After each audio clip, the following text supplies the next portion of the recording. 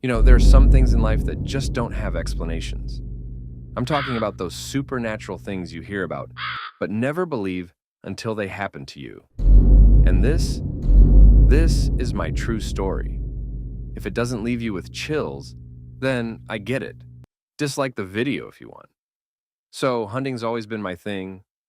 I usually go to these remote forests, way off the beaten path, get permits, and head out with my friends.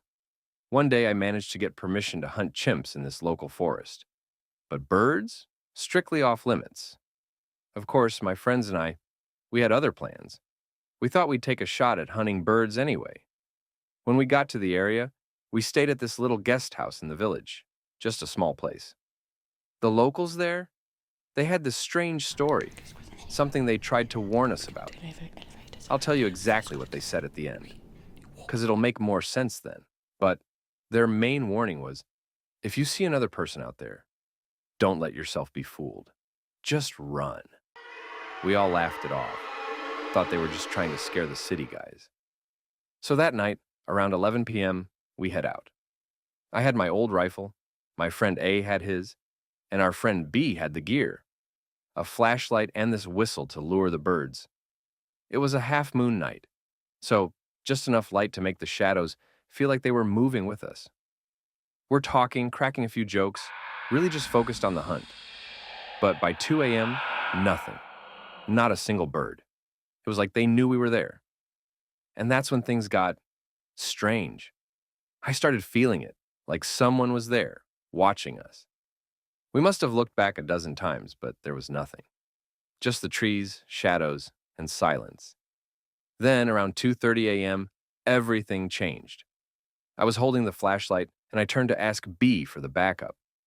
Friend A was just a few steps ahead with his rifle. Suddenly, we hear this faint rustling behind us. I spun around with the light, and there, hiding behind a tree, was this little kid. Maybe 8 or 9 years old, just peeking out. But he wasn't normal. He had this eerie smile on his face, like he knew something we didn't. His head was just poking out from behind the tree, eyes locked on us, and that smile, froze my blood.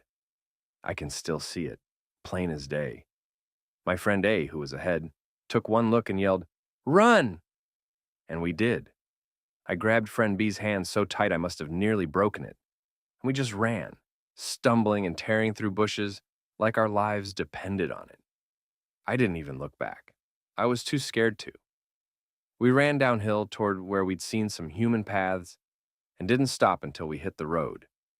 When we finally looked back, panting, barely able to breathe, there he was, the kid, standing at the edge of the trees, staring at us. And he looked different now, confused, almost sad, and then angry, still hiding behind that tree, just watching. I felt like my soul was crushed in that moment, like he was looking right through me.